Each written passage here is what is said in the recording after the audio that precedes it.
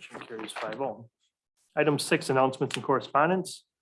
We have the sanitary district #1 commission meeting on Wednesday, the 16th at 6:30 PM at the town hall. The DOA public hearing regarding the 660307 agreement will be Thursday, March 17th at 4 PM at the Richard Young Fire Station. We have a Parks Committee meeting on Monday, March 21st at 6:30 PM at the Richard Young Fire Station. And the next town board meeting will be Monday, March 28th at 6:30 PM at the town hall. Does anyone else have any other announcements or correspondence?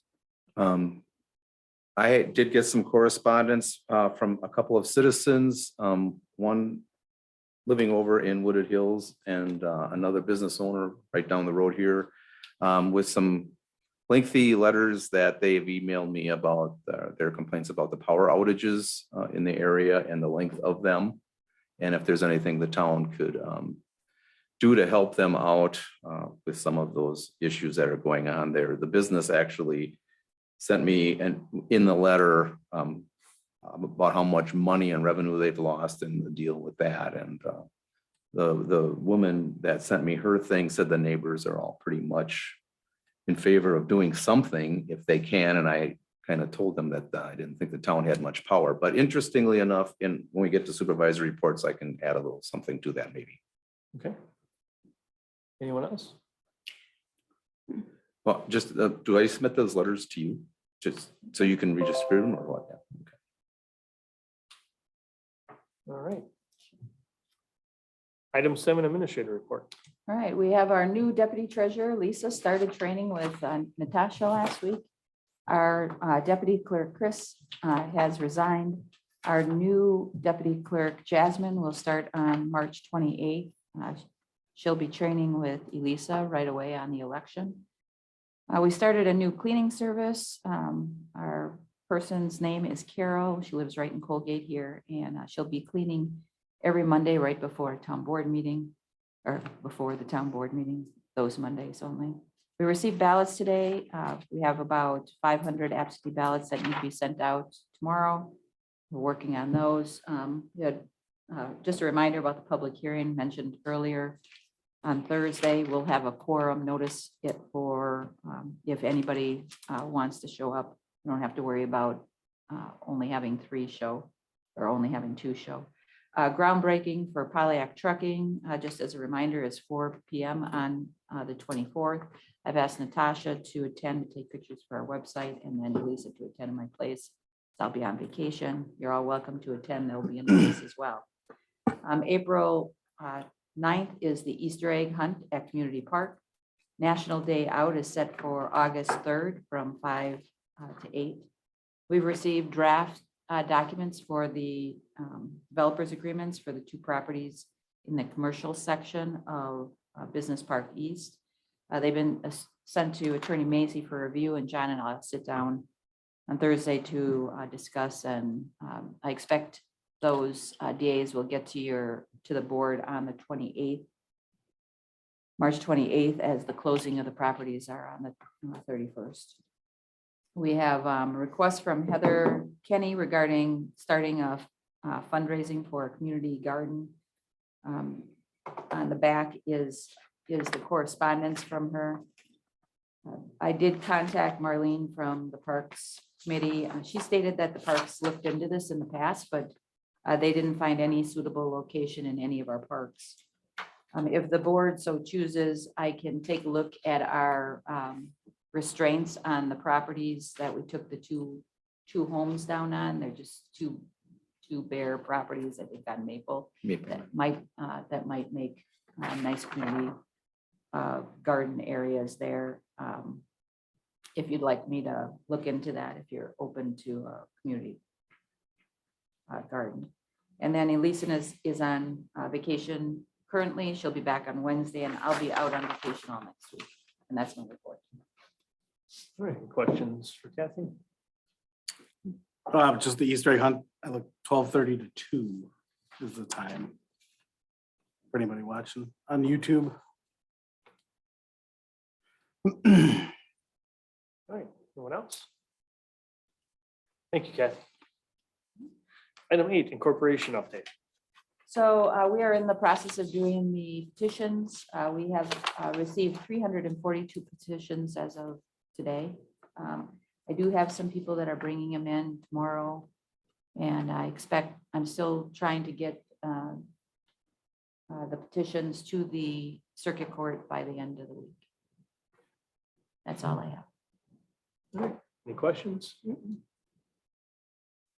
right, item 9, supervisor reports.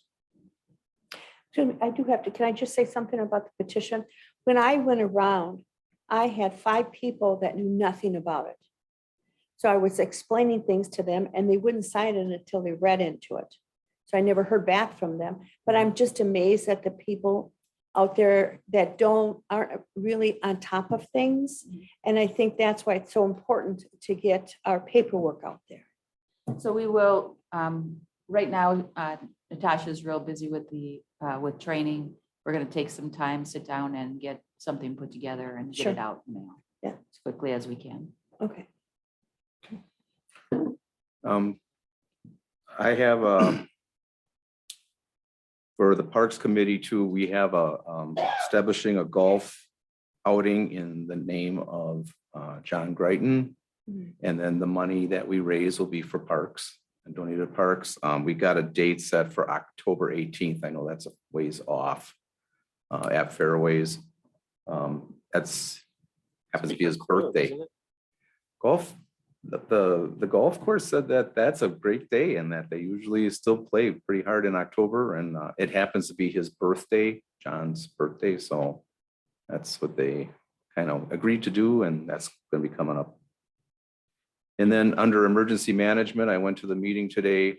They had a very good meeting. It was about an hour and a half, a little longer, and they had the National Weather Service there giving out all kinds of information and apps when you have large events and things that you can do to tap into their resources. And I did meet with the county guys at the end of the meeting, so I'll be getting all of those templates and the things that we need to recreate our emergency operational plan, which has kind of been neglected for a while, for sure. So then we can get that all back on pace again. And I did, as liaison to the fire department, meet with the chief on the 8th, and we talked about that the EMS operational plan, the state is requiring it to be completely rewritten again per all of the new scopes of practice for EMT and paramedics and all the new laws that the state has conducted. So there will be a revision of that. That's my report. Thank you, Doug. Did you want to touch on the tree thing? Because I can follow up your. Yeah, I was gonna say something at the emergency government meeting. Several other communities also complained about it. New Berlin and City of Brookfield and many of those other ones down the south side said that they were having many outages and a lot of the trees were not being trimmed anymore around those infrastructures. And we did discuss that they were talking about having multiple communities get together to put some pressure on We Energies to upgrade their systems here. And it was talked about going to the Public Service Commission and some other things that we can do in order to get them back to where they were kind of servicing the infrastructure. And some of these things are getting aged and need to be replaced. So there are, that's what I wanted to, I'm glad you brought that up, because at the emergency government that came up. There's quite a few communities that would like to band together and put something together to push that.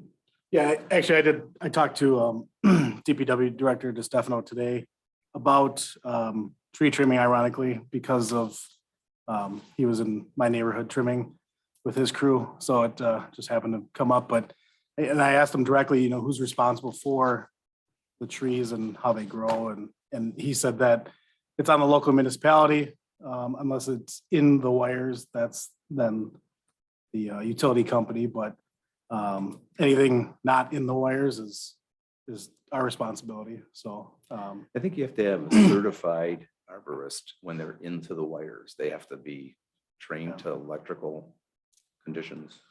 Or the homeowner.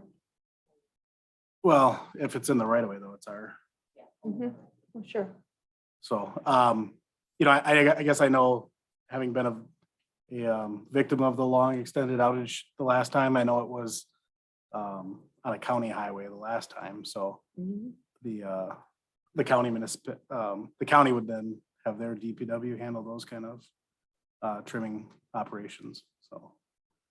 But I know if anybody out there has a tree that's of concern, I mean, our DPW is the best at getting on top of that, so.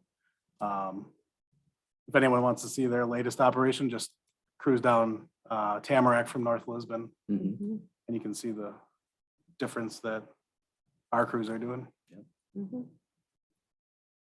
Okay. Thank you, Mark. Thank you, Doug. Anything else? All right. That's the longest supervisor report I think we've ever had, I think it's about trees. right? Item 10, new business A, discussion necessary action regarding determination under 660404, parent 2, parent B of the proposed class 2 collocation of property located at West 2575 North 6725 Lake 5 Road, LSBT 0219.994.007. I have Orin on Zoom for the presentation. Hi, Aaron. Good evening. Can you hear me? Yes. Excellent. You have before you a staff review for a determination regarding a co-location of equipment on an existing cell tower. The property that we're talking about is the Mary's Storage parcel that is on Lake 5 Road and Moraine over in the northeast corner of the town, or sorry, northwest corner of the town. The proposal is to locate 3 new panel antennas for a new carrier that would be Dish Wireless on the existing tower that is owned by US Cellular. The panel antennas would be installed at approximately 160 feet. The tower is 179 feet currently. And there would be some supporting ground equipment that would be located within a 10 by 15 lease area within the existing compound. The state statutes are very specific about how these are to be handled, but before this goes to the Plan Commission for site plan of operation review, the town attorney would like the board to make a determination as to whether or not the proposal is what would be considered by the statute to be a major modification, a substantial modification, to use the exact language from the statute.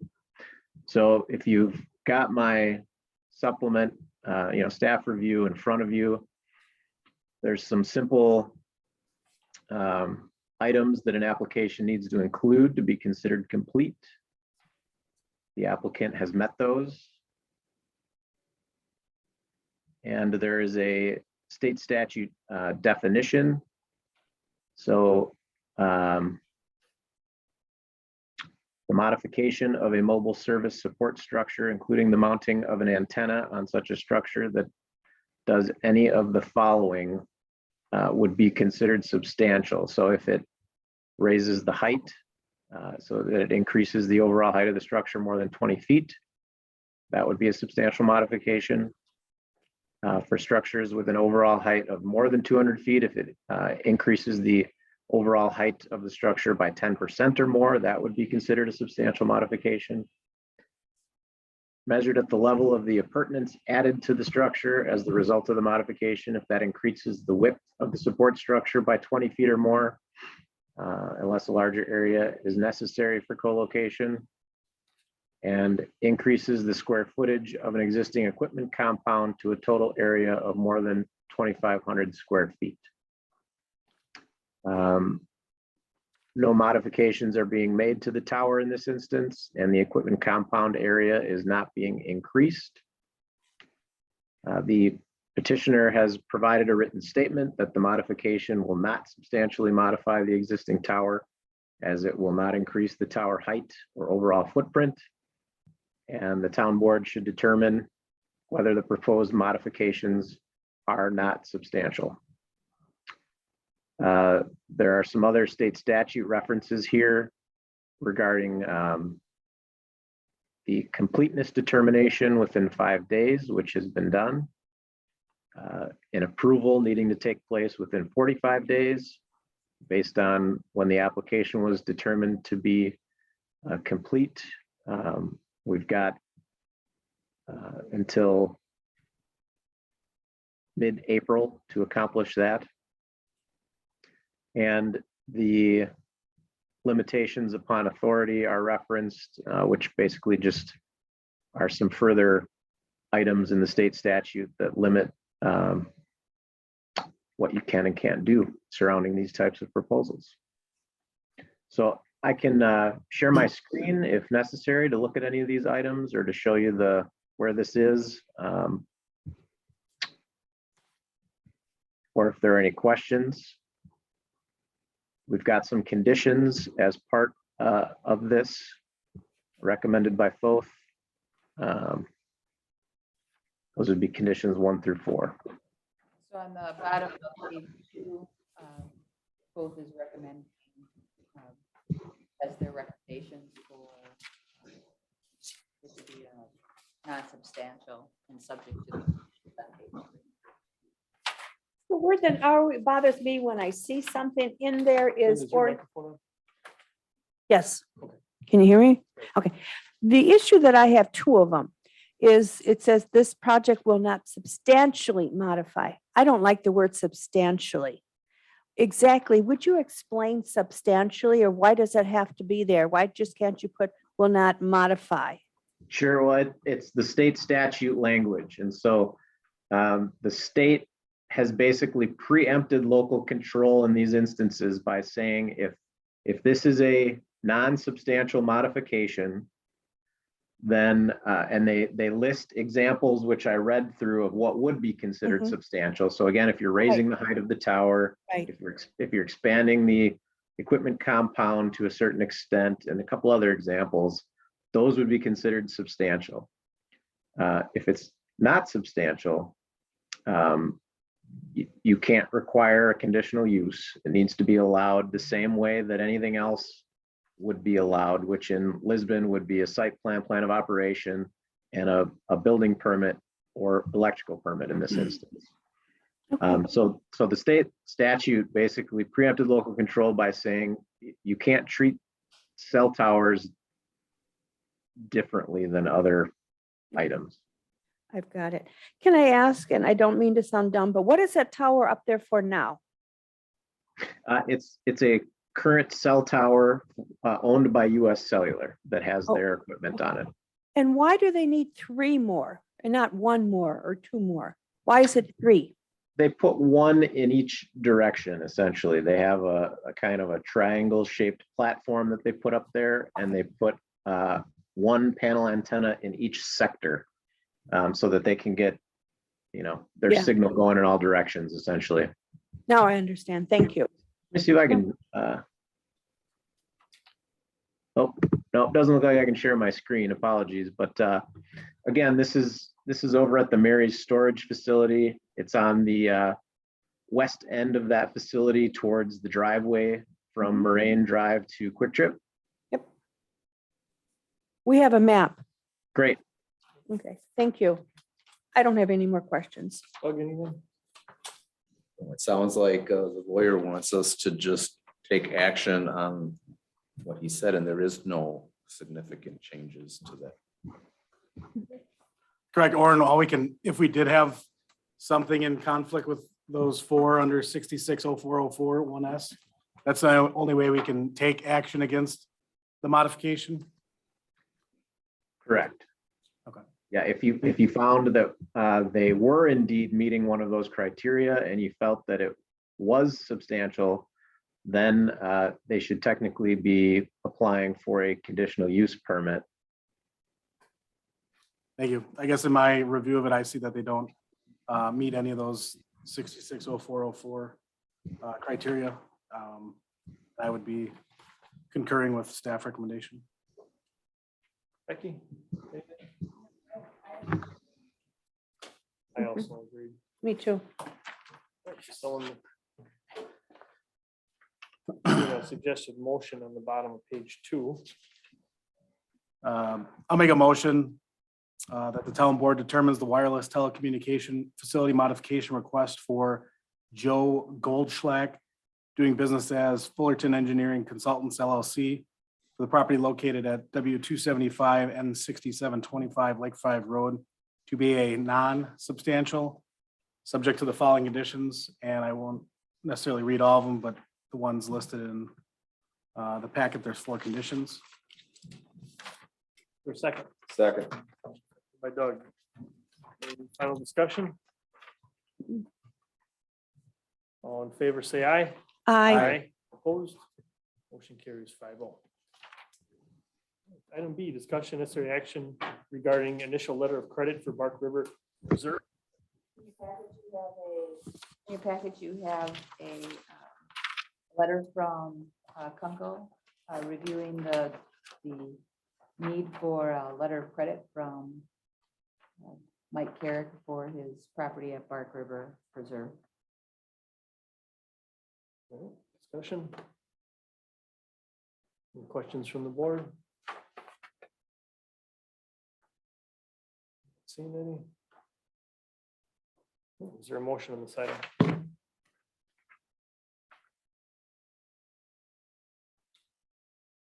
I'll make a motion to require Bark River Preserve Development, Carrick Homes Incorporated, to provide a letter of credit to the town in the amount of $1,417,818.00, with the specific computations listed on the letter.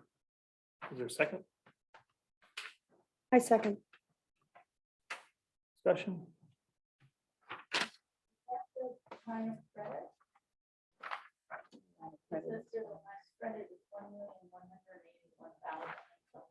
With the 120% below it.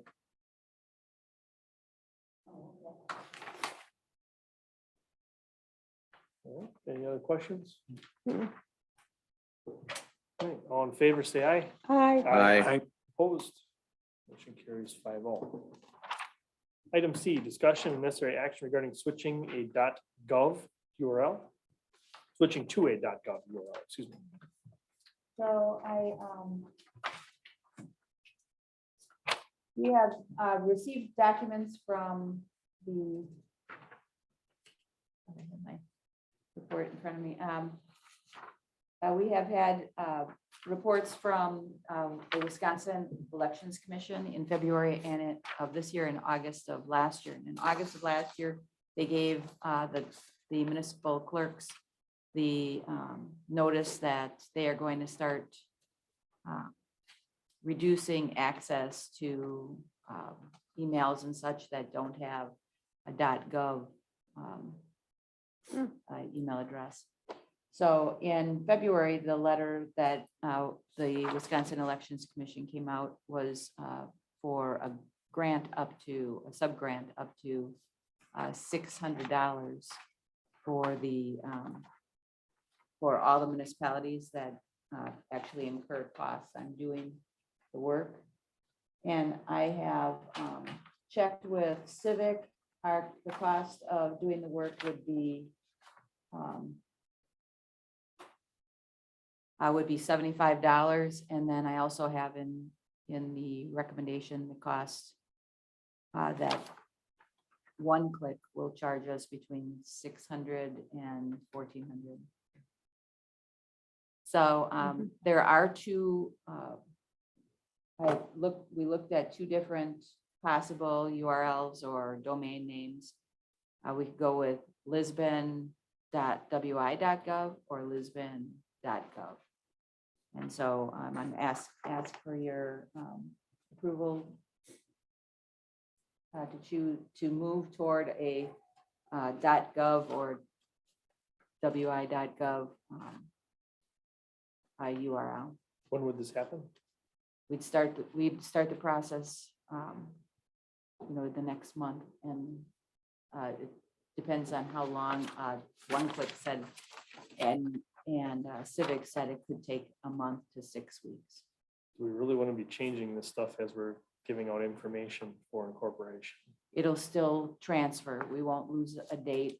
The one click, which is why it's possibly going to cost more, is all of our regular emails will be forwarded to the new email. So we won't lose anything.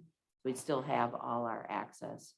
And both URLs will work for our website until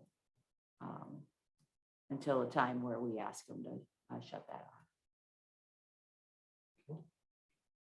Which one of these are you recommending? Which one do you I think they're gonna go with? Personally, I think lisbon.wi.gov would work the best.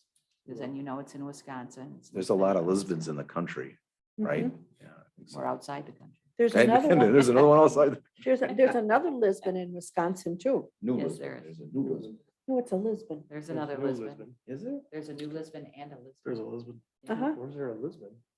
up in, I think, maybe, I don't know, I was gonna say Columbia. I know there's a new Lisbon. I never knew. I- there was I think it another is. one. There is a Columbia. Lisbon. No, there is a I Lisbon. think it's like northeast of Portage. if I remember Yeah, it's up correctly. in the middle of them. Osters? So how do So we we wanna grab differentiate? what we want as Yeah. quickly as. we Juneau can. County. Juneau. I hope that they, we have to find out, do they have this? Are they a They village? don't. They're They don't. lisbonjunoco.com. Okay, then let's take it. I understand the WI. I actually like Lisbon.gov because I don't like, I know, I like making it as simple as possible. but I Either agree with way, it'll Kathy. I work, think but- Kathy, having the WI in there, So, it's Wisconsin. That's Yeah. the But only what if they reason don't I put it thought in of there? Then somebody else will put Yeah. Lisbon in there, then they go to their website. Yeah, then they'd go to a different website if they just did Lisbon.gov. But I mean, I don't know. I like Lisbon.gov, but I get the reason for WI. but- It's up to you. Those are the two that we thought would make sense And are available. and are available. Well, how does everybody feel about changing it first? I guess we have to. We don't have We to. don't have to. I think we should. You're good with it, Doug? Oh, yeah, I think. You're good with it? Yeah. You good? When, I was trying to find, when is that? I mean, not that it's a huge deal, but when does that recommendation have teeth on it for the WEC?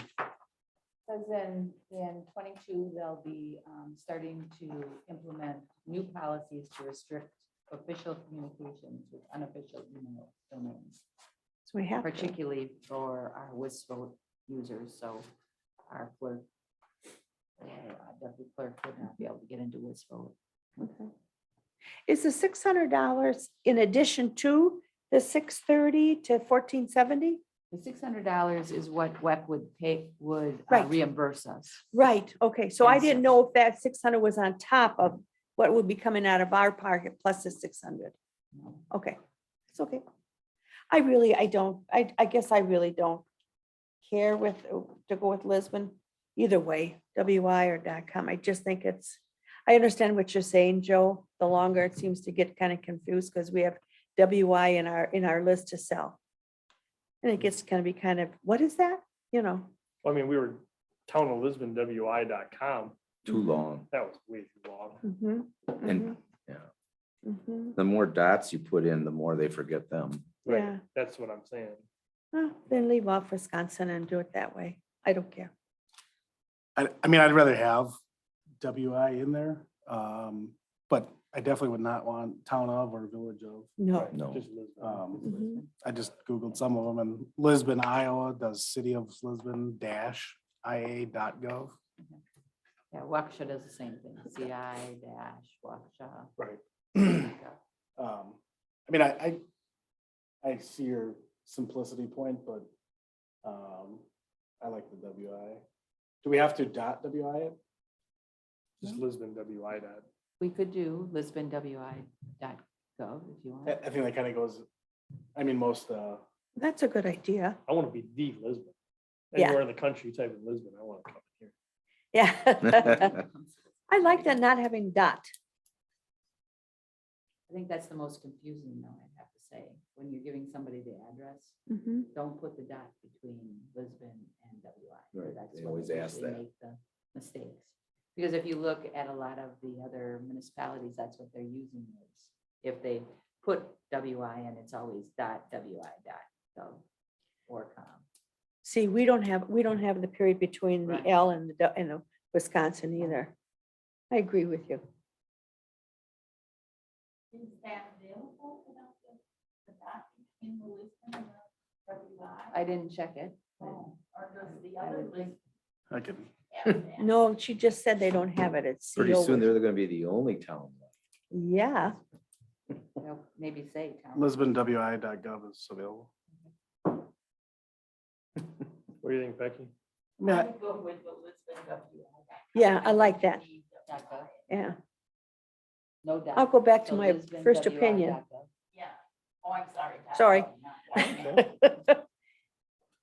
now you got me thinking, I kind of like just Lisbon now. I But want to be the Lisbon. That's what, when people type in Lisbon, I want to come here Yeah. You mean from all over? everywhere. I want it all coming here. People say Lisbon, that's us. That's us, huh?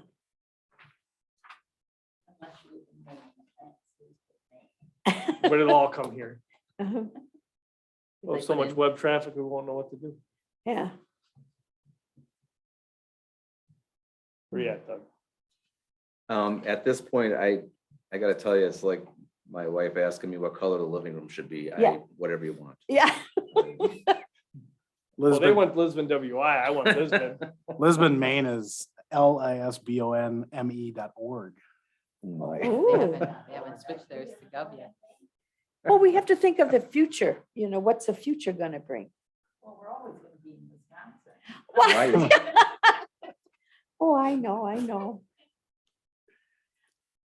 I could change my shirt and just put Lisbon.gov right on. Yeah. Down at the firehouse, we used to get calls from Lisbon, Maine complaining about the fire department. Oh, my gosh. Well, yeah. And I'm like, you don't sound like you're from around here. Anyway. There's 4 Butler Napas in the country and they all call mine Do they? all the time.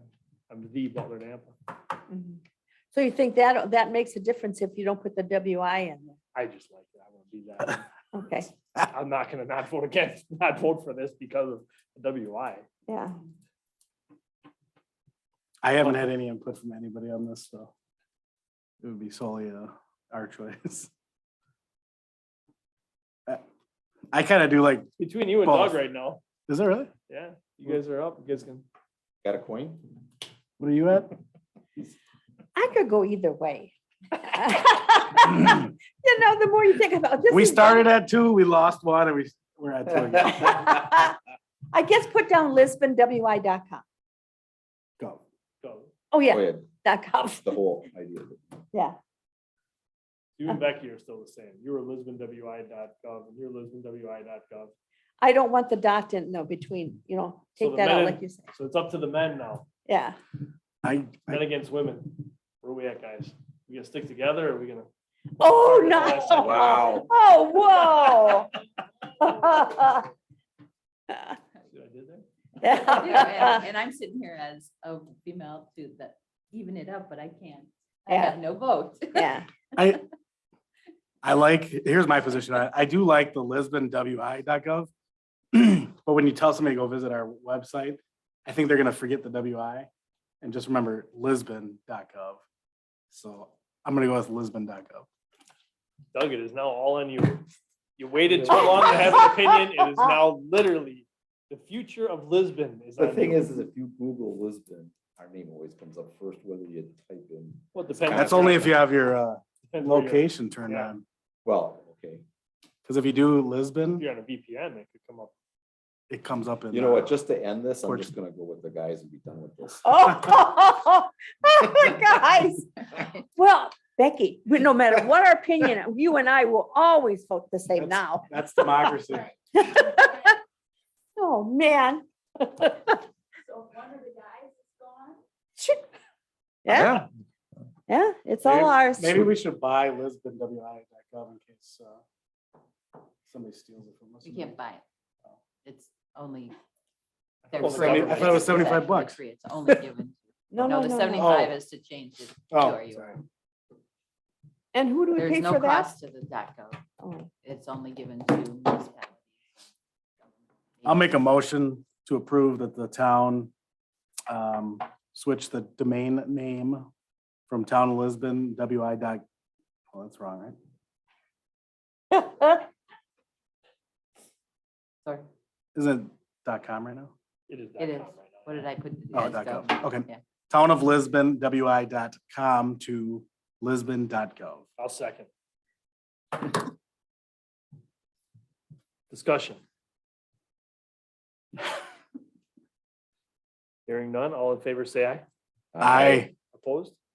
oppose. Motion carries 3-2. Wow. Along chromosome lines. Of all the things, Oh, my of all God. the things we approve is 5-0. I think that's the first Yeah. 3-2 vote ever. I think so For us. too. Usually we're all on the same page, Mo. For this I had to board, make it about sex. Yeah. Uh, Okay. Discussion, item E, discussion necessary action regarding ordinance 2022-03 to amend various sections of chapter 31 of the Lisbon Code related to electrical inspections. No, you missed D.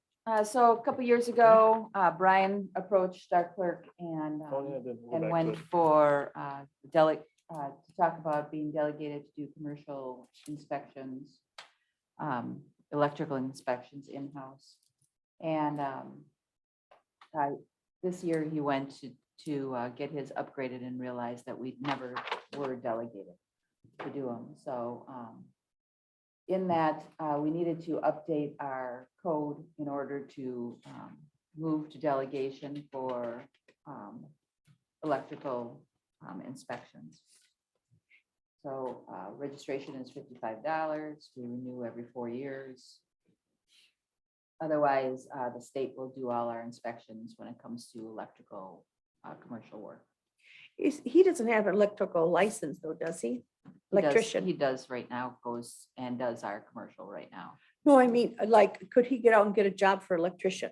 He can't. He doesn't, hasn't. I have no idea. Steve, Steve Patton doesn't. That's the state. No, Steve Patton is the guy that does them for Brian. Oh, okay, yeah, but Yeah, Brian's same company thing. just Yeah, got yeah. designated. Yeah, Steve used to be on the board here. He's still our electrical inspector. You know, as long as he's has the training for it, why not? We Make have things the- easier. It's easier for inspection. So we have requested action and we do need, and then on top of that, we had to make some changes to our code. The chapter 31 still stated the Department of Industry, Labor and Human Relations. So we changed that with the Wisconsin Department of Safety and Professional Services, which is, we need to do before we could fill out the paperwork and become designated. So if the board so chooses, it would be both motions. They need to be separate motions, but both motions would need to be adopted. And then we're asking also, subject to the review of the town attorney, and authorize chairman and the clerk to sign the same. Is the date proper in the electrical? Because that's from 2022 to 03. Or never mind. Forget it. Okay. It's the ordinance number. Mhm. Doesn't all of our building codes have to be updated to DSPS? A lot of them still say Diller and have never Yeah. been. Yep, and I do have an outline, in the audience, we have DA Maddox. And he's from one of the companies that I've been talking to about commercial review of plans, something that we'll talk about later. But he has gone through all our code and found all the things, small things that needed to be, and larger things that needed to be. Would it make any changed. sense to redo? I mean, further on down, we're gonna talk about chapter 34 in the fire code too. I mean, would it make sense to just do the whole code at one time? We could, except that we wanted to get the delegation for the electrical service up because we have been doing those inspections because the assumption was we were delegated prior. So we want to get our forms in and get that all taken care of so we're legal. And then we would come back at a later time with all of the code. So I do have it It- all spelled out. I just didn't Yeah. have enough time to go review it. And with it's, Kurt- it's with understandable Macy. if you want to do it section by section or whatever for those reasons. And then at some point, when we become a village, what happens to all these? Do they have to be all rewritten again? Or how does that work? Or when we become a village, does any of these codes that we have carry over, or are they all just? They all carry over immediately. They all carry over, but then we would change our codes. Specifically, we're kind of making a list of things that need to be changed without actually going through and cutting through all our codes now that we'd go through our whole code book and update all of it to village instead of town and review the whole thing. But when it comes to this piece, it's important to get updated now. And so we're doing they're doing our inspections. Are there different codes for towns and villages? I wouldn't think So our so. code would be the same, except that right now our code says Town of Lisbon. Right, And right. it might not, it might be referring to the wrong departments or Okay. the wrong statute. It's because that outdated for changes. So- sure. Okay. So we're gonna update the whole thing after incorporation. Does, Some pieces absolutely need to be changed. does Brian right now, do the Lisbon code relate to the fire department? Does he Does do that? Brian do that? No. Who's gonna do that? Well, currently we have a fire marshal that does our inspection for our fire. Okay, so that's not gonna change. But That's not Brian, what we're discussing. No, well, the electrical, Brian will be doing the electrical. right. Okay, that's all I Brian's want to know. company. Okay, thank you. Any other discussion? Mm-mm. Becky, anything? Mark? So essentially, we're just discussing the delegation, not necessarily who's doing it for electrical. Right. We're just discussing the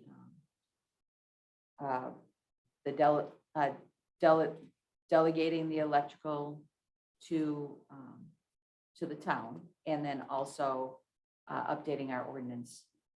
That's what the two motions are. The For state, electrical. the state won't give you the delegation unless you update the code to the current DSPS. They Right. won't give it to you. So that's why we're doing it.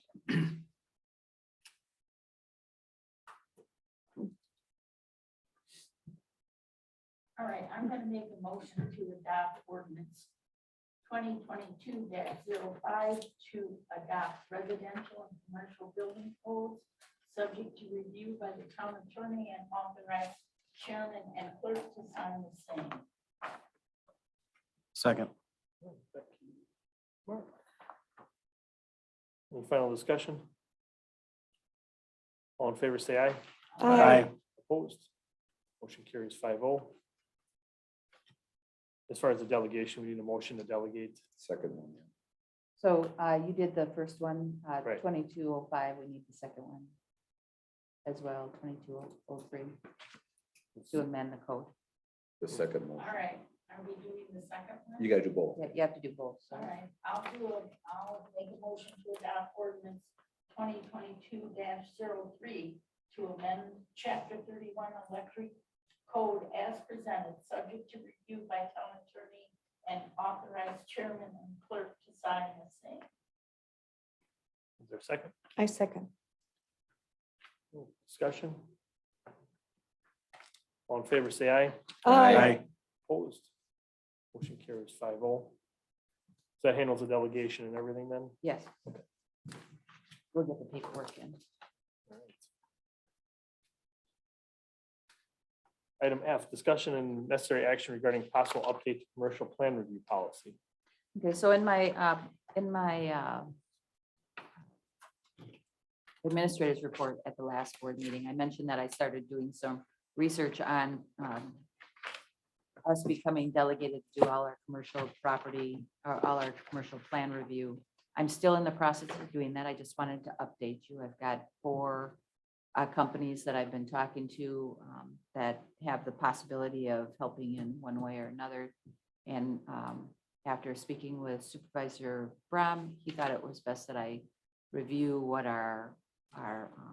what the possible increase of revenue that might, or loss that might have. So I have to get some documentation together before we do that, before we make any more presentation. So who does it now? Right now, the state does the plan review, so we don't get any of the permit fees for state building plan review. So the idea is to bring it in-house, to bring it here and contract with somebody so we can get a percentage of that, what the state normally gets. I don't have those numbers for you to be able to tell you what that amount might be for us. But with the discussion that we had, these companies also may be able to do the fire review. And that was what we were talking about, was the possible loss of revenue when it comes to the fire permitting. Because right now, Matt does all the fire marshal does all of the plan review, and the town gets the full cost of permits. So, or the plan review costs. But that's only the fire end of it. So the Yeah. state plan review, we might make more revenue if we go with every, Right. the other way. But But I I'd like have- to see it. But right. we have to see, I have to get you some.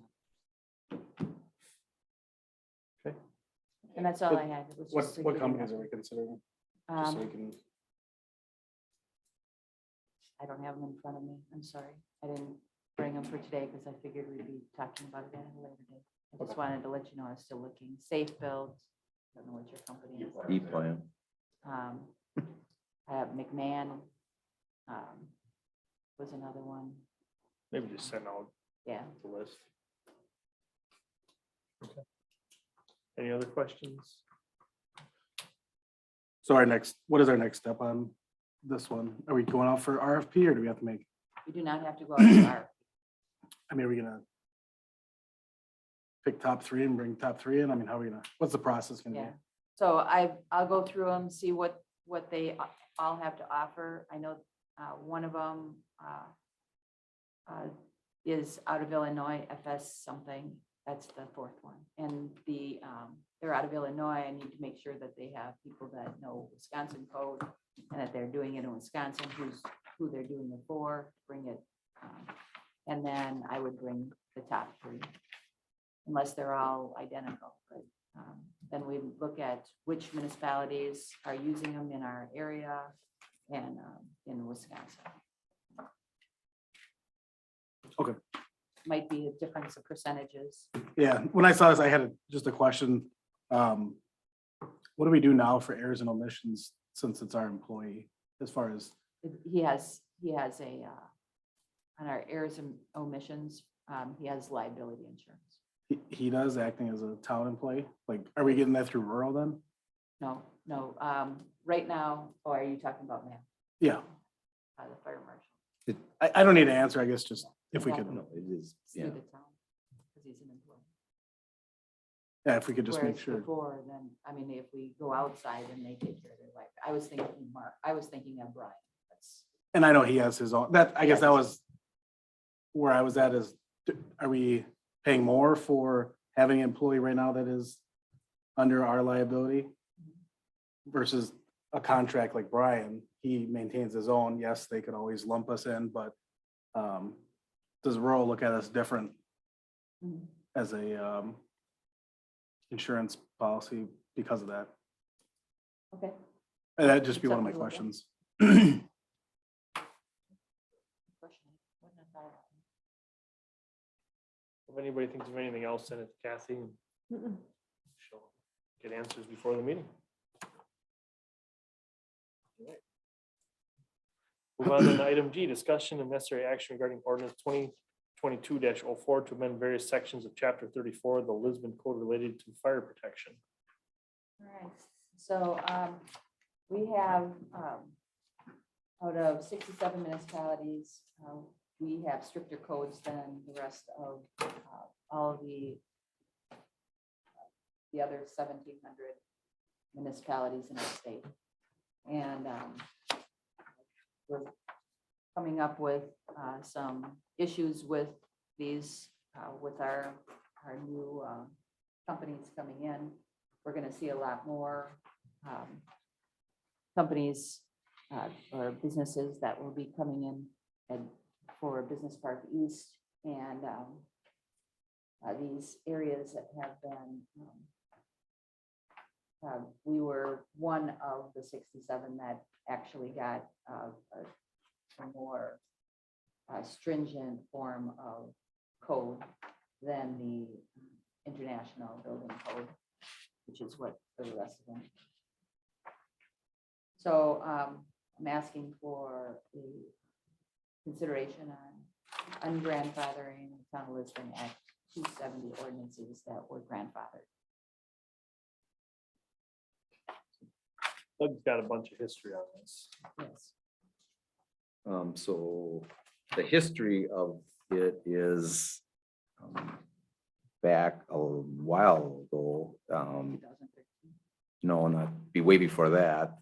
The town board here voted on our ordinance, chapter 34, fire codes based on adding sprinkler systems to buildings that were 5,000 square feet, which was less than the state requirements as far as square footage and some other things. And the town board adopted those back when Williams and the architect and, you know, the construction guys were on here. They went and voted that all in. So our code at that point was stricter, but it had that sprinkler clause put in there and some alarm things based on that. Even though we didn't have municipal water, we could get sprinkler systems with a much smaller amount of water and just get them into the building so that there would be a fire department connection and an alarm system. So what happened in 2013, the state passed DSPS, got away from Diller, and then they put out a thing for all the communities that had stricter codes than what the state was requiring could submit and get grandfathered in their codes. So Matt and I spent some time at it, quite a bit of time, and we submitted that we would like to keep our stronger, more stricter codes that the town board had voted in.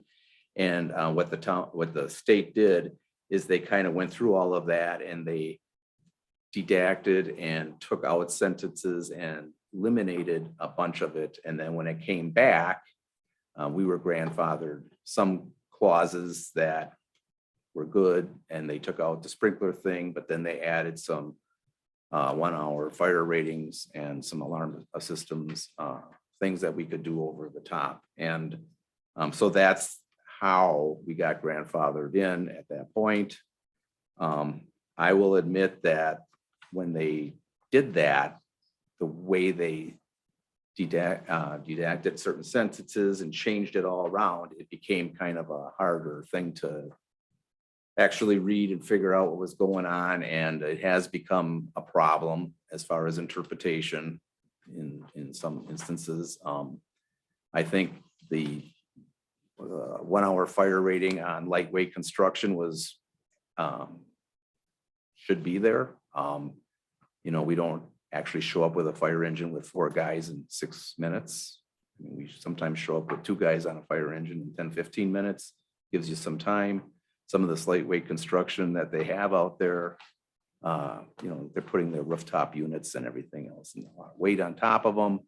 But neither here or there, a lot of communities have hit a lot of roadblocks with this. And, you know, the whole idea of Act 270, when they came out with that, was to have one code for the state of Wisconsin. If we do decide to take and ungrandfather these and get rid of them, we still have to then adopt the IBC and the IFC in a motion here to adopt that so that we can still enforce that locally. Otherwise, we'd have the state doing our enforcement for us. That's kind of the history of it. So when he was talking about redacting, this is what it looks like. Yeah, not redacting. But that's not how it looks on the state website at all. I mean, it's Actually, clearly there. Yeah, now it looks like what I have. in the packet. What I have. Are you talking about more, this is talking mostly about commercial? It's only commercial Only stuff. commercial. That's what And I thought. a lot of the buildings, and I know Kathy, you mentioned this, things that are coming in. The state codes, once it's over 12,000 square feet, and all of this really depends a lot on use. Mhm. So our codes are more strict on some of these buildings, but when you take the buildings like Wyckoff and all those, they all came in all under state and are much larger and are not at all affected by some of this. I mean, it's not like every building that comes in has this issue. It's more the smaller ones, like Yeah. Casey's. Yeah, okay. Gordy's. It's Gordy's. He was pretty bad. No, Gordy just used the wrong use. So if you wanted more information, DA's got a lot of experience with other communities and 270 and grandfathering. So if you had any questions that he might be able to help you with, he's willing to do that. If you'd like. Well, just first of all, any questions from the board or off the bat? Becky, anything? Linda, Hmm. Mark? So the standards from the UBC haven't changed since 2014. 13. What was the question? The Wisconsin Uniform Building Code went into effect on 4/18/2014. In, That's what this information here is saying. The 270 that went into no. Okay, on those dates. and that hasn't changed since. Yeah, if I can actually speak to that, the Building Code Council for the state of Wisconsin is currently enacting and voting on the final versions of the 2021 International Building Code Suite, and it's due for implementation potentially this year.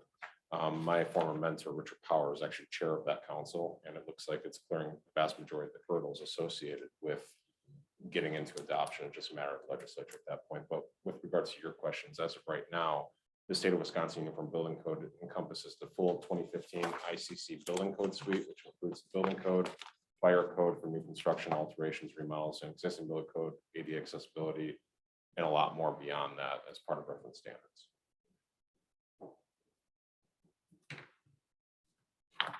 The 2015 was adopted in 2015 or 2016? I think it was, remember what year that was? I thought it was right around 15, 16. Okay, let's call it 2016, split the difference. So it hasn't changed since 207. It's put in place. So just so I understand, we're taking a statewide uniform code and we're adding our own language on top of that? That's what we have now. We Yeah. wanna get rid of it. Currently, right now, No, that's what I'm asking. We have a standard for the state and then Lisbon adds. We have certain grandfathered ordinances that we have over the top of what the state requirements are. We're more Yes. restricted. currently, Almost. right now, my assessment was you have 3 active building codes acting on every commercial structure within the town of Lisbon. You have the commercial building code enacted by the state of Wisconsin. You have the local code of ordinances enacted by the town of Lisbon. And then embedded within that codes is the NFPA 101 Life Safety Code, which is not enacted statewide. It is enacted for life safety facilities like hospitals. But what happens is whenever there's a conflict between 2 codes, you take the worst provisions on any structure, regardless of size. So what The happens most is, restrictive provisions. you mean? yep, so what happens is you have the baseline commercial building of typical construction, whatever it might be from the Uniform Building Code of Wisconsin of how to build a light frame construction. Then you amplify that with all of the NFPA restrictions. NFPA is geared towards a different limelight of, instead of keeping our structure smaller and using compartmentalization, it wants to lead more towards providing fire protection, sprinkler protection, and fire alarm protection within the building. So you take a look at a simple structure, maybe it's a storage building, maybe it's a mercantile facility, and you amplify all that together. Now you're taking the worst of both worlds and saying, this is now the structure you must provide here. When we were going through the building codes as a process to just help enable the township to figure out if they want to go delegated, this is what would have to come into play. Similar to the conversation for applying for the state, you'd have to be in compliance with what the state codes are and what was delegated on 8270, whether or not you want to proceed with all that. That's what we're ultimately finding. Right now, the ordinances are geared in such a way that you have this mishmash on top of each other, just kind of interlaced with each other. And various definitions of a typical building structure might not correlate from one code to the other. For example, I believe in the town ordinance, there was a institutional facility definition. Institutional facility is basically in the building code size, a facility for people who are incapable of saving their own life. The definition from NFPA differs slightly, but the township's definition, I believe, is including dental offices, which would not fall underneath the building code size. And there's various other pieces and parts associated with that too. So this kind of begs the question of when we were going through and doing the review, Act 270 theoretically could remain as is. But the problem is what you are all facing is if anyone wants to develop, they're now having to comply with 3 codes instead of just 2, the ordinances and the statewide uniform building code. That's the challenge in front of you. So to a layperson sitting up here, we're creating a extra couple hurdles for, Essentially, yes. If you wanted to take a look at this from a perspective standpoint, if you wanted to build a building in downtown Milwaukee versus out here, it would be much easier to build a building in downtown Milwaukee because you have an additional code built into your municipal ordinances that does not exist in all but 13 municipalities inside the state.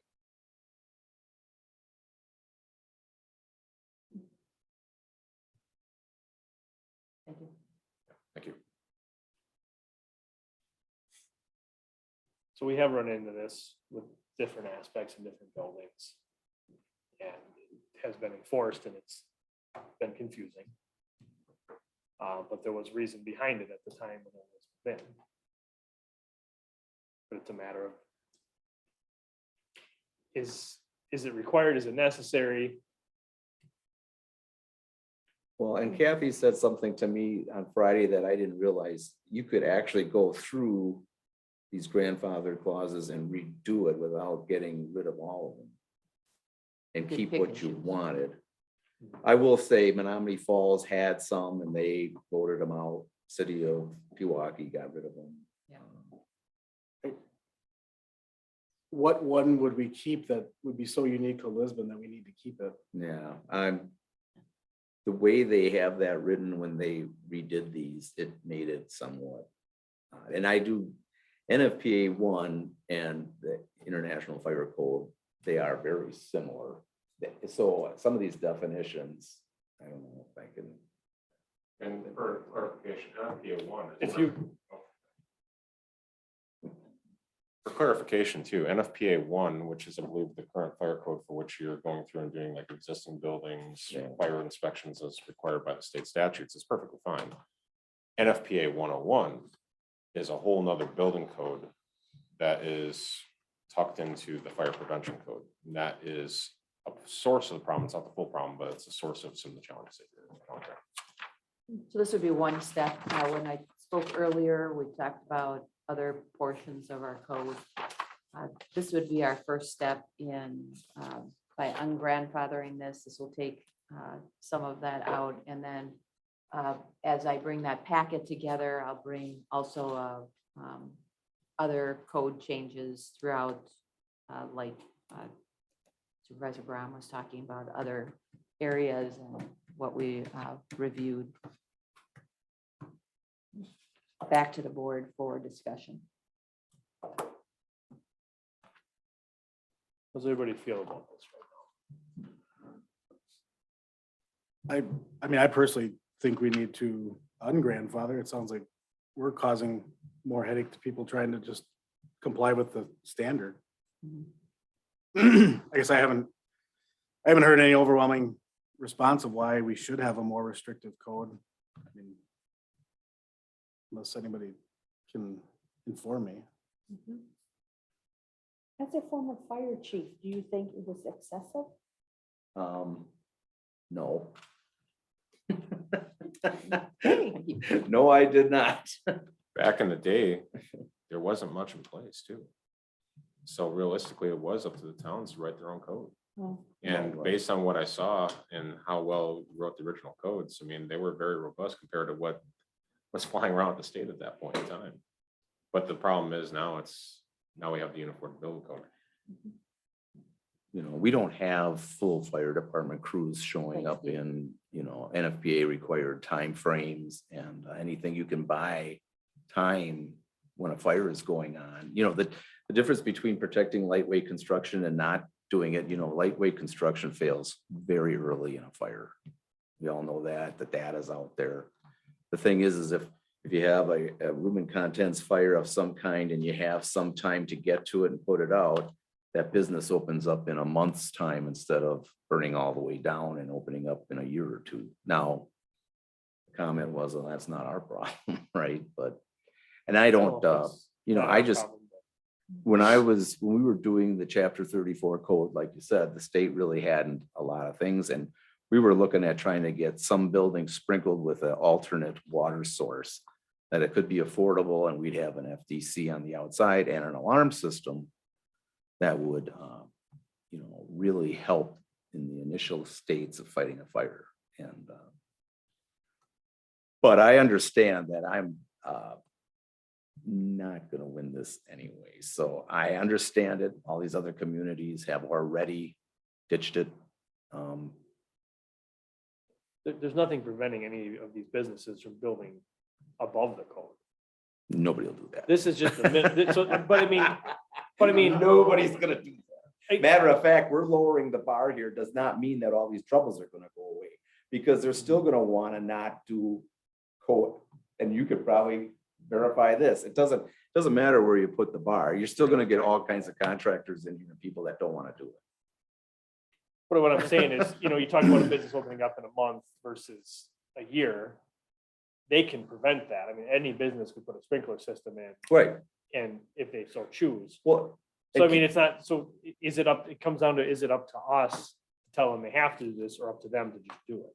I gotta be honest, with the IBC and the IFC, in my mind, everything that's 12,000 square feet or more, or has more, it all depends on use. So when you have factories that are like Wickoff, you know, they were a hazard. You know, they all comply to state stuff anyway. This is way past what Lisbon's got hanging here. So I'm, you know, The area where we run into is like when we have the box, well, we don't have a lot of this, but I mean, I'm gonna use Quick Trip or Casey's coming in. They've got a store designed to fit anywhere in the state. right. They come here, it doesn't fit. Now we're running into problems. I was gonna say, have we turned down any businesses because of our excessive code? Not only we've turned any down, but I can tell you, we've had more than a couple that have been pretty upset about it. I mean, Pistol Pete was looking at that one building over on Lisbon, and he backed out of it because he says, I thought he bought that. no, Well, he didn't have any alterations. but he wasn't, depending on the use, he was gonna be too expensive based off of. I thought he wasn't changing the use. That's what I was told. But if you were here in the plan commission meeting during it, it was a big No, discussion. I wasn't there. No. Yeah. That's what I would hate to see, is a business would, the town of Lisbon or the village of Lisbon would lose out on some businesses that would be good for our area. Well, and that's another question. And that's why I was kind of asking this before, and maybe it's a question for Stan Riffle. When we turn a village, I'm not sure these grandfather clauses will even go with us anyway. All of our code stays with. So Even the grandfathered even ones? all of our agreements and everything stay with us when we become a village. That's what it was when in my last location, when we changed from a town to a village. It's very specific in code that everything stays, so you're not, haphazardly without any kind of code. Well, that was a question I had States. because, it was the town of Lisbon that applied for that and got it, not the village of Lisbon, back of those grandfathers. but we're the same place. We're just changing our first name. One of the things we were in here was like with the alarm system having two forms of communication. You had to have a cellular, you had to either have the internet or a phone line or internet and a cellular connection. Well, phone lines are gone. Well, that's changed though. Like those codes have changed. So even though we reference NFPA or the We were- international, as those change, they change. We were more restrictive on that one, No, because that's what was the big. no, they issue got was rid of over the at two phone Gordy's. lines when they started doing radios. And they could do over the air I mean, we radios. just had this issue over at Gordy's, not that. That long was ago. right at the time they were changing and it wasn't Gordy's, it was the company, the alarm system that didn't get their radio system approved yet. But they got it all done and it was fine. But they, that was at the time where all that was changing and I mean, like, one of them they were trying to put in was it was a cellular connection. And that's probably obsolete now anyway. right, that's all 3G. changed. You can use the radio communicate, but those alarm companies have to get theirs approved in order to use them. Mhm. Am I right? Yeah. Yes, See, yes. I'm, so some of this isn't interference just from Lisbon. But I mean, it's codes that have changed, like, I was trying to elaborate here is they have a 3G system that they put in, it's obsolete now, you can't use it. So the So what are we gonna- IBC, what happens now? they change. And all our codes do is reference those. Right, but it's something was put in that's probably obsolete now. Oh, It's not even gonna work anyway. well, those They're alarm not- systems, those alarm companies come in and rate, they update it. and stuff. They don't, otherwise they can't communicate. I'm, Becky, where are you at on this? I think we should pass this ordinance. To a grandfather at 2:30. I agree. Go with the state level. Yeah, there he is. You're gonna, I'm gonna It's gonna be a vote, 4 to I'm 1. gonna vote no, but with the comment, I worked really hard all these years to have it, so I'm, I have to vote no. so we wish to make, so we have to make two motions here on this one, then we have to pass the motion. Assuming that the motion is passed on grandfather it, but Oh, yeah, and then we'd have to make a motion to adopt the, Yes, you'd have to adopt the IBC and the IFC in order for us to enforce it. so assuming somebody makes the motion to ungrandfather it, will you make the motion to pass the correct? What is that? Like my little Yes. piece of. Evolution. It's, so what is it, motion? at the bottom, motion to adopt ordinance. Yeah, I got that part, but with the second language. 'Cause, I mean, really, these should be the same motion. And they can be, and Adopt IBC and FEC. IFC. International Fire Code. IBC and IBC and, IFC. They all reference NFPA one. all right, I'll make a motion that we adopt ordinance 2022-04 to ungrandfather Wisconsin Act 270. Approved ordinances, subject to review by the town attorney and authorize chairman and clerk to do the same with the adoption of the IBC and IFC codes. is there a second? I second. Any final discussion? All in favor, say aye. Aye. Opposed? Eh, Motion carries 4 to 1. You have to do what you feel. Yeah. Oh, my years of work. All right. Item H, discussion only regarding current economic climate's potential impact on the 2022 budget. All right. Oh, go ahead. Supervisor Moonen asked for this agenda item. So I tend to think a lot sometimes. And if anyone read the Wisconsin Towns Association March edition, I'm referencing the executive director's article published page 4 through 8. And it just got me thinking, where should we be at as a town? I guess I'm not looking to make any action right now or necessarily even give any directives, but one, I wanted to show one, I wanted to show that we are on top of things in the town. And then also too, if we have ideas of where we can go with it. And then also too, to empower staff to also come up with ideas to help navigate this climate. I think the $1 million question is, nobody knows where it's going. But I think how budget cycles run in the town and the placement of what we're going through right now as far as the current economic climate. I don't want it to be too late in the year and in the budget to make any corrective action that would be completely adverse to what we prepared for the 2022 budget. So just some things that I had looked at. And I think they even say it right there. Unfortunately, there's no real rabbit in the hat to pull to give you all the right answers for it. So one of the things that came to mind is everybody's worried about fuel costs right now. You know, how much does the town actually use in fuel? So I asked Kathy to reach out to the department heads and find out what highway, parks and fire uses. And if you see the sheet that is on your table, as far as what our costs are for it,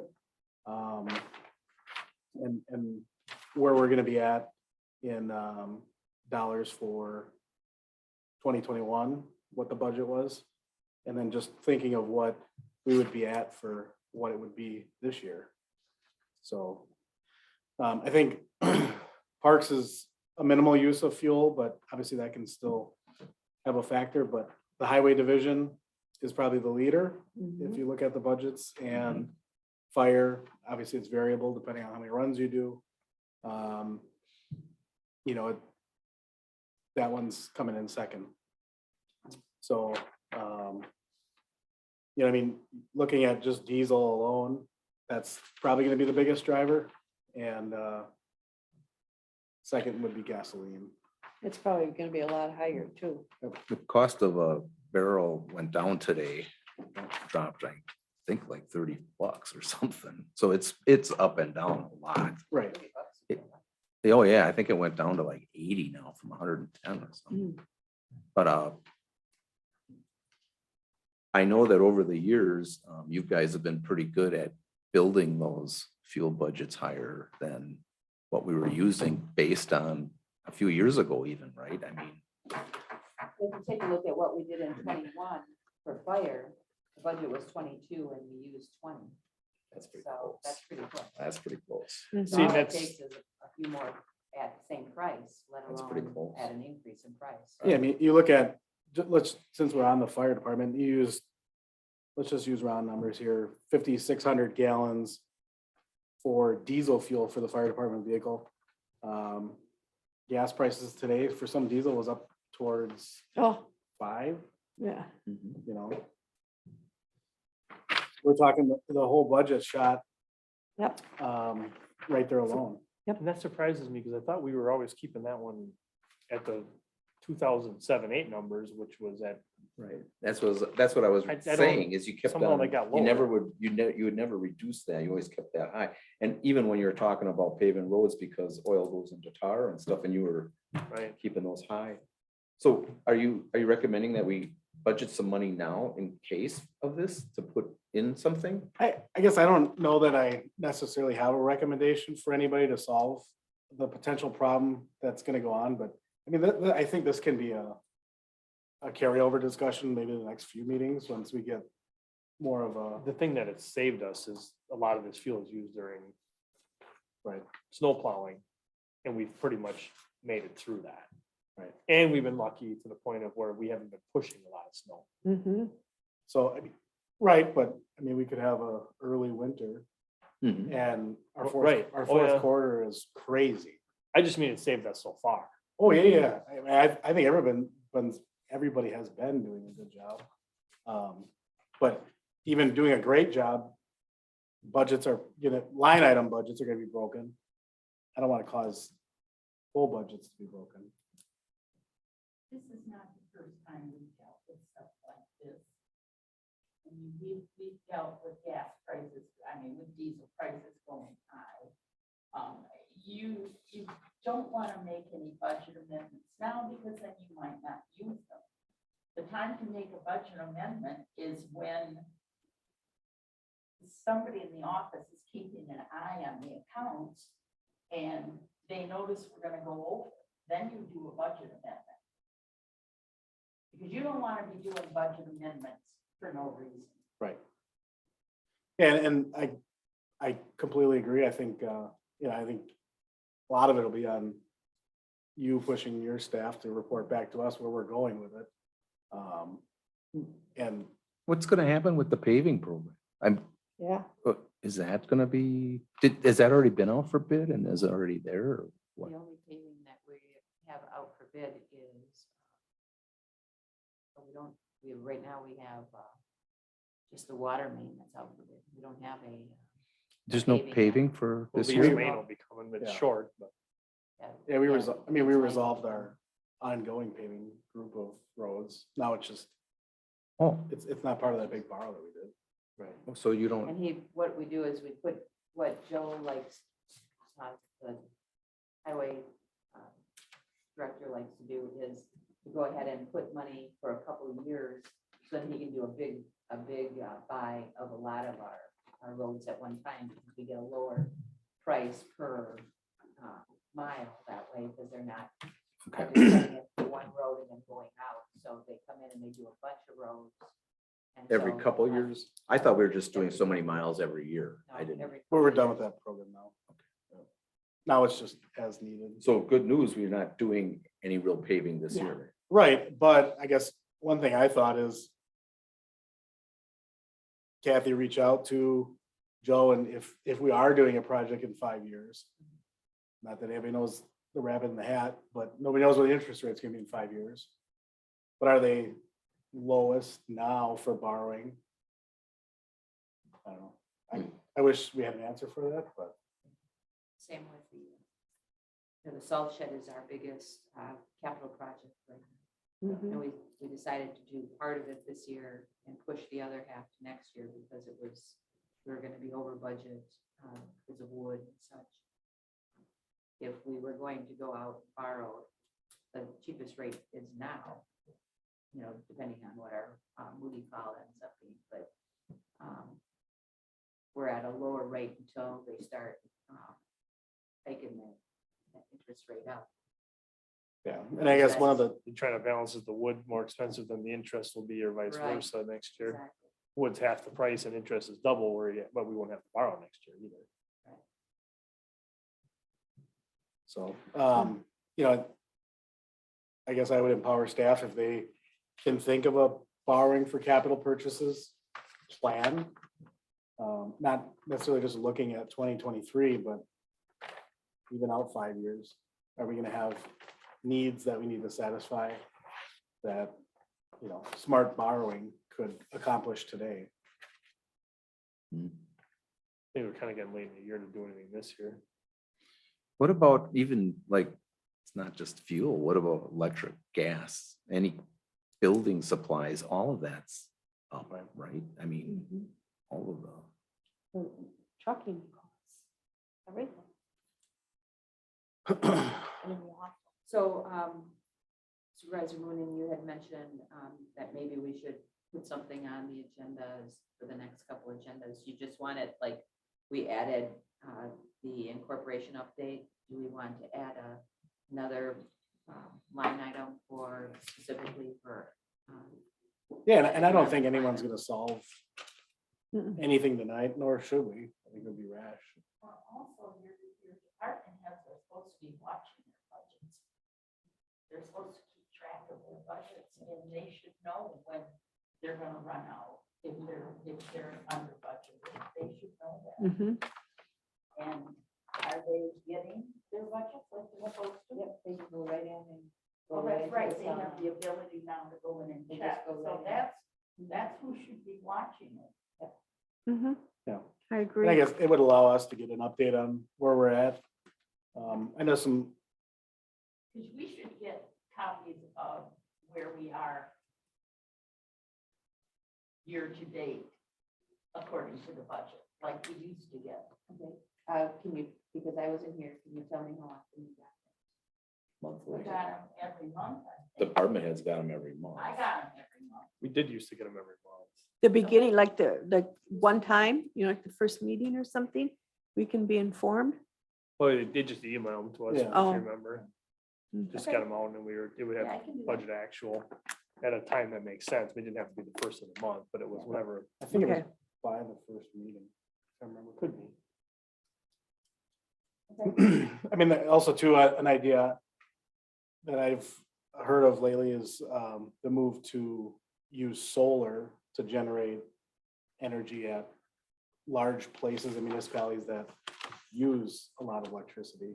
So individual buildings can actually even get into capturing their own solar energy. Then you have to cut down trees. So you have to be, Yeah, I I mean, mean, you've got to have a building that exactly. has access to sunlight. Yep. Again, just only a thought. It's not, Well, Good Not Hope is saying that- probably a good candidate for that, to be honest. what's that? Good Hope was pretty exposed and it's a lot of Mhm. roof. Or maybe the new village hall down the road. Yeah, I mean, I think obviously that'll probably be down the road, but something we can do now is to start to think about Mhm, locations we have that mhm. can be Sure. powered by individual power source. for Sometimes solar. there's grant money out there. Yep. Maybe that could be checked into. I just want to emphasize, the more we ask Kathy to check into at this point in time, the less Yep. time she has to work on a corporation. Oh, yeah. That's true. That's true. Well, we're in no rush that, So, your plate runneth over. I wasn't feeding you a buffet. These are just, I was it's just making notes. potential to brainstorm, just so we're not. I think the solar thing is a Yeah, good idea, especially with, I guess I think Good Hope would actually be a good candidate possibly for that. mhm. And solar panels very expensive. They've really come down. Yeah, because now you can even buy. It's really impressive. Buy them for your home as their shingles, solar shingles. That's why everybody's putting them in all of a sudden, because the cost, they came out with some new technology and the cost has really dropped. Well, it probably went sky high now. Yeah, Yeah. because it- It had Everything. dropped. And We Energies was offering a program to get you to do it. Yeah, it was impressive, actually. Yeah. It's the same with the LED lights in all our buildings and such. It's another way to save us some power. Makes the electric bill as expensive with all the LEDs as it was without them 10 years ago. It's probably just as, it's our heaters in here that probably bring up our electric. I mean, my house, it's incredible, my electric bill is. Yeah. It's high. Well, it's Yeah, ridiculous. ours is too. For My two gas people, bill isn't that bad, but my. lighting it's bill is- electric. Yeah. It's insane. Mhm. Imagine if we had our old 60 and 80 and 100 watt bulbs in there still. The meter would be doing this. Mhm. Mine's like $600. Your electric bill? Wow. Oh, I'll shut up. Yeah, me too. That's what one of my What was- stores costs. $600 Oh, that's right, yeah. is what? The We have the business. bait shop. The bait shop. attached Yeah. to the house, and that, we've got aerators That's always going all the time. nonstop stuff. Yeah, that makes Oh, sense. that's true. Never shut it. So, I mean, that's really all I had. Upside down. It's just more of a focus. I think it's a cascading message we can use throughout the staff and if we think of something or see grants or programs that we Mhm. can provide input for, I think it would be helpful. Anything else? Mm-mm. Thank you. Item 11, closed session pursuant to Wisconsin statute 19.95, parent C, for the purpose of considering employment, promotion, compensation, or performance evaluation data of any public employee over which the governmental body has jurisdiction or exercises responsibility, more specifically regarding the deputy clerk position. Is there a motion to go into closed session? I make a motion to go into closed session. Is there a second? So move. By Becky. Roll call vote. Yes. Supervisor Brown, Aye. Supervisor Beal. Yes. Supervisor Moonen, Aye. Chairman Osterman, Yes. and Supervisor Pilgrim. Yes. We're in closed session at 8:04. Was Excuse me. there anybody on Zoom at all tonight?